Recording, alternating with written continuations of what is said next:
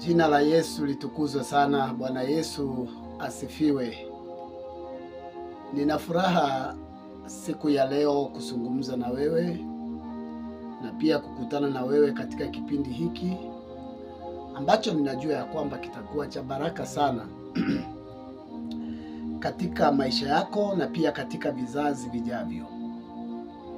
Mimi ninayekuletea kipindi hiki siku ya leo, jina langu naitwa Kasisi Eric Madenge, na nimependezwa sana na wazo ambalo Mungu ameliweka ndani ya mawazo yangu ili nikaweze kushiriki na wewe mada ambayo ni je, dhambi ni nini? Mara mingi tumesikia mambo ya dhambi, tumesikia dhambi ikihubiriwa, tumesikia watu wakionywa kuhusu dhambi. Lakini swali kuu ni kwamba je, dhambi ni nini? Kwa sababu utajua kweli na kweli itakuweka huru. Tusiwe tunazungumza mambo ya dhambi na dhambi yenyewe hauna ufahamu ni nini. Kwa hivyo katika mafundisho yangu siku ya leo ninataka nizungumze kuhusu dhambi. Lakini wakati tunapoingia katika swala lenyewe la dhambi, tunafaa tuingie moja kwa moja hadi katika kuelewa chanzo cha dhambi ilianzia wapi. Na kila sehemu ambayo unasikia jina dhambi, yuko ndugu yake ambaye ni wa karibu sana, ambaye anaitwa kifo. Wakati wowote utakaposikia dhambi, utamsikia kifo naye yuko pale.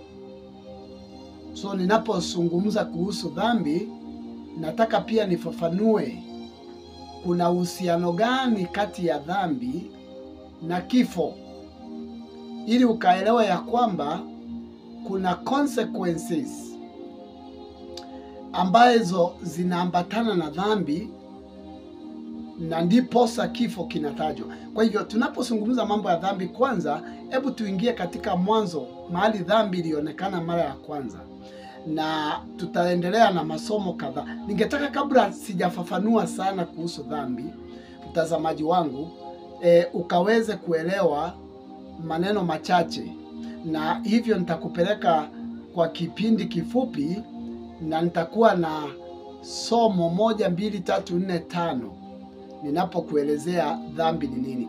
Lakini somo la kwanza, ili tukaelewa kwa kina dhambi ni nini, tunalisoma katika kitabu cha Mwanzo 2:17. Mwanzo 2:17, Biblia inasema hivi, tasoma tu kwa lugha ya Kiingereza. But of the tree of the knowledge of good and evil thou shalt not eat of it, for in the day that thou eatest thereof thou shalt surely die. Huyo ni Mungu mwenyewe anazungumza na Adamu na Eva, akiwaambia kwa ule mti wa hekima, ama ule mti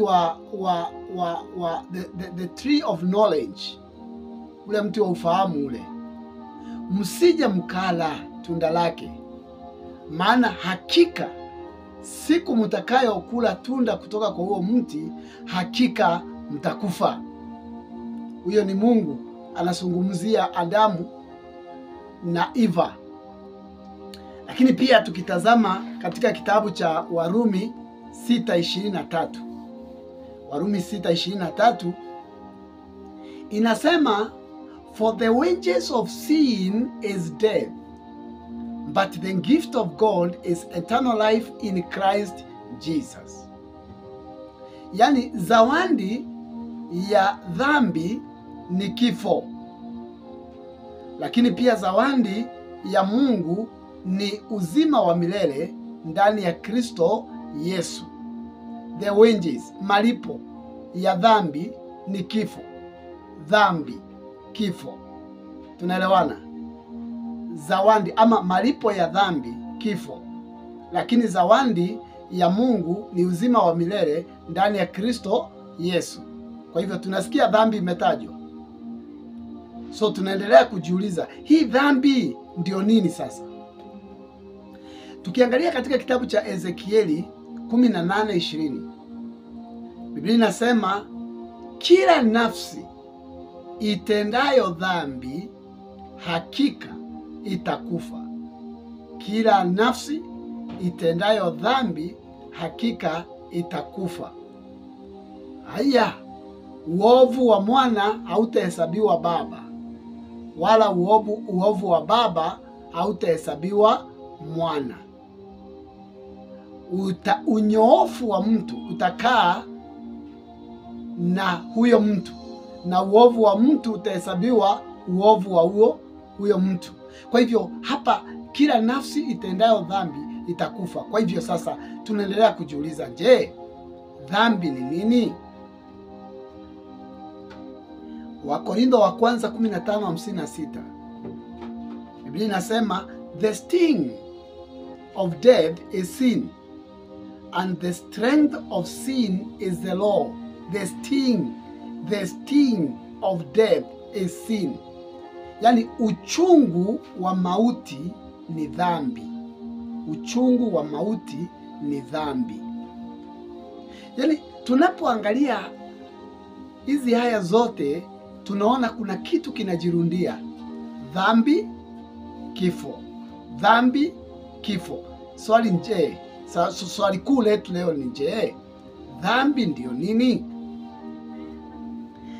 Somo lingine katika kitabu cha James 1:15, Yakobo 1:15 inasema, then after desire has conceived it gives birth to sin, and sin when it is fully grown it gives birth to death. Yani tamaa ikisha pata mimba inazaa dhambi. Kwa hivyo tamaa kwanza inapata ile mimba, na ile mimba ikishakomaa ikizaa inazaa dhambi. Haya, nayo dhambi ikishakomaa kabisa inazaa kifo. Kwa hivyo hapa kwanza sasa huyu mwandishi sasa wa Yakobo ametuongezea kitu kingine. Kwanza ameongezea kitu kinaitwa tamaa, kisha akatukumbusha kuhusu dhambi, na kisha baadaye sasa amezungumza kuhusu kifo. Kwa hivyo tamaa, dhambi, kifo, hizi vitu zinafuatana. Lakini swali kuu, je, dhambi ni nini? Kabla sijaingia katika kufafanua dhambi ni nini, kwanza tujiulize kifo ni nini? What is death? Sababu mara mingi kifo kimerundiwa hapa. Palipo na dhambi, kifo kipo. Lakini swali ni je, kifo ni nini? Kwa utafsiri wa haraka ambao utauelewa haraka, tunasema ya kwamba dhambi ni kutenganishwa. Yaani kifo manake ni kutenganishwa. Death means separation. Usisahau hilo, ya kwamba death means separation. Kifo maana yake ni kutenganishwa. Tazama Ezekieli 18:20 anasema, ni kwa sababu hii kila nafsi itendayo dhambi itakufa. Nafsi ikitenda dhambi inakufa. Kwa tafsiri hii inakwambia hivi, nafsi itakapotenda dhambi itatenganishwa na. Manake kila dhambi iko na matunda yake. Now, Mungu akamwambia Adamu na Eva ya kwamba msile tunda kutoka kwa ule mti, maana siku mtakayokula hakika mtafanya nini? Mtakufa. Lakini tunaona vizuri walipokula, instead wakufe on the spot kama vile Mungu alisema, hawa bado ndio wao wako hai, wameishi, wamezaana mpaka watoto wengi. Sasa swali moja, je, kwani Mungu ni mwongo? Ama kwani Mungu alidanganya alipowaambia mkila mtakufa na wamekula hawajakufa? Mungu ni mwongo? La, Mungu si mwongo. Nimekwambia maana ya kifo ni kutenganishwa. Kwa hivyo walipofanya dhambi, kifo kilipoingia sasa, manake kutenganishwa, tunaona kutenganishwa huku kumeingia namna gani? Number one, uhusiano wa Adamu na Mungu ulikatika, na kwa hivyo ile fellowship, ule ushirika ambao Adamu alikuwa nao na Mungu kila jioni at the cool of the day, Biblia inatuonyesha kwamba huo ushirika ulitamatika kutoka hapo, na mwanadamu na Mungu sasa wakawa ni vitu mbili ambavyo hawako karibu sana vile walivyokuwa zamani. Kifo maana yake ni kutenganishwa. Kwa hivyo kukawa na utengano wa mahusiano kati ya Adamu na Mungu, ikawa vile uhusiano wao si vile ulivyokuwa mbeleni. Kumeonekana kifo, utengano fulani. Jambo la pili la kifo, tunamuona Mungu akimfurusha Adamu na Eva kutoka kwa bustani la Edeni. They were separated from the presence of God. They were separated from the atmosphere of God. Kwa sababu Eden is not a place. Eden ni mazingira ambao Mungu alikuwa ametengeneza kwa ajili ya Adamu na Eva. Kwa hivyo hakuna mahali kunaitwa Eden. Hata katika ramani ya dunia hakuna mahali kunaitwa Eden. Wanasayansi hawajabumbua mahali kunaitwa Eden ni wapi. Manake Mungu alikuwa ametengeneza mazingira fulani. Yale mazingira ndio yaliitwa Eden. Kwa hivyo wakati Adamu na Eva waliasi, wakafanya dhambi, Mungu akawaondoa katika mazingira. He separated them from the environment ambayo ilikuwa inaitwa Eden. Maana lazima maandiko itatimia ya kwamba kila nafsi itendayo dhambi itakufa. Yaani kila nafsi itendayo dhambi itatenganishwa. Kwa hivyo kila dhambi atendayo mwanadamu iko na kifo chake, iko na kutenganishwa fulani. Kuna kitu lazima utatenganishwa nacho kila wakati unapofanya dhambi. Consequences ya dhambi ni kwamba lazima ndugu yake wa karibu anaitwa kifo ama utengano, lazima ataingilia kati. Wengine wanafanya dhambi wanatenganishwa na familia. Wengine wanafanya dhambi wanatenganishwa na furaha. Wengine wanafanya dhambi wanatenganishwa na afya. Wengine wanafanya dhambi wanatenganishwa na kazi zao. Wengine wanafanya dhambi wanatenganishwa na biashara. Wengine wanafanya dhambi wanatenganishwa na familia. Kwa hivyo vifo ni vya aina mbalimbali. So hiyo ndio maana yake kifo. Tunaelewana pale? Kwa hivyo dhambi ni mbaya kwa sababu huwa inazaa kifo, ama kifo maana yake kutenganishwa. Na hata ukitazama vizuri katika maisha yako, ulipofanya dhambi fulani, ijapokuwa uko hai leo, kuna kitu ambacho ulitenganishwa nacho. Na kwa hivyo Adamu alipofanya dhambi, kifo ambacho Mungu alikuwa anamwambia ni kwamba utatenganishwa. Na alitenganishwa na ushirika, akatenganishwa na provision yenye alikuwa anapewa free of charge. Akatenganishwa pia na mazingira ambao haikuwa na kung'ang'ana ambao Mungu alikuwa amempatia. Hiyo ndio maana yake ya kifo. Lakini sasa turudi katika swali letu kuu ambalo tulijiuliza, je, dhambi ni nini?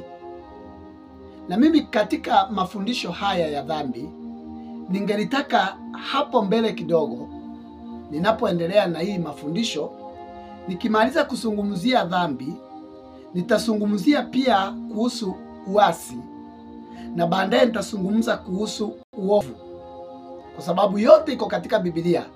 Na ningetaka Mkristo uelewe tofauti ya dhambi, uasi na uovu. Kwa Kiingereza sin, rebellion and iniquity. Nataka uelewe hizo vitu tatu. Ila kwa leo nitajizuia sana nisungumzie mambo ya dhambi.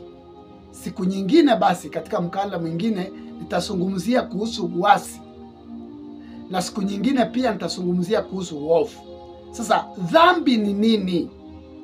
Tuingie sasa kwa tafsiri ya dhambi. Dhambi ni hisia au wazo au tendo lolote linalopingana na viwango vya Mungu. Hiyo ndio inaitwa dhambi. Narudia tena, dhambi ni nini? Dhambi ni hisia au wazo ama tendo lolote linalopingana na viwango vya Mungu. Hiyo ndio inaitwa dhambi. Kwa hivyo Mungu kila wakati anapoingia katika maisha ya mwanadamu anamwekea viwango. Kuna viwango ambavyo Mungu huwa anawekea wanadamu, na unapokiuka hizi viwango vilivyowekwa na Mungu mwenyewe, hapo ndipo sasa dhambi inadhihirika. Mungu hajaita mwanadamu tu, Mungu hajamuumba mwanadamu tu, Mungu pia amemwekea mwanadamu viwango.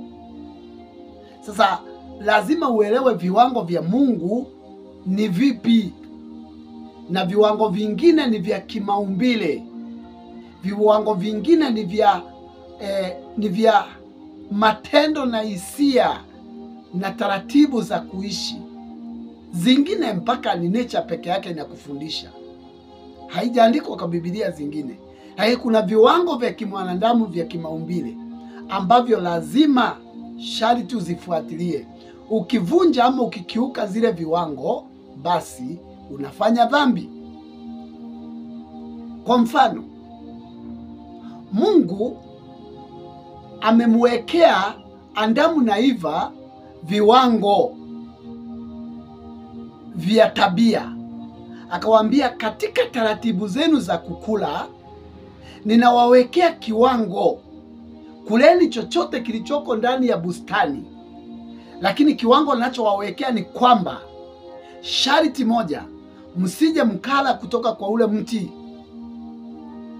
Kwa hivyo waliwekewa kiwango cha kukula mule, lakini msipitilishe mkaenda mkakula katika ule mti ambao ni wa kujua mema na mazuri, mabaya na mazuri. That was the standard of God in the environment of Eden. Na wakati Adam walienda wakapingana na viwango vya Mungu, hapo ndipo tunaona dhambi. Manake dhambi ni nini? Ni hisia au wazo ama tendo lolote linalopingana na viwango vya Mungu. Kwa hivyo Adamu walikiuka viwango vya Mungu na wakaenda wakala tunda ambalo Mungu alikuwa amewaonya, na kwa kukiuka hilo tu, hiyo ndio inaitwa dhambi. Kwa tafsiri nyingine ya dhambi tunaweza tukasema sin is missing the target. Sin is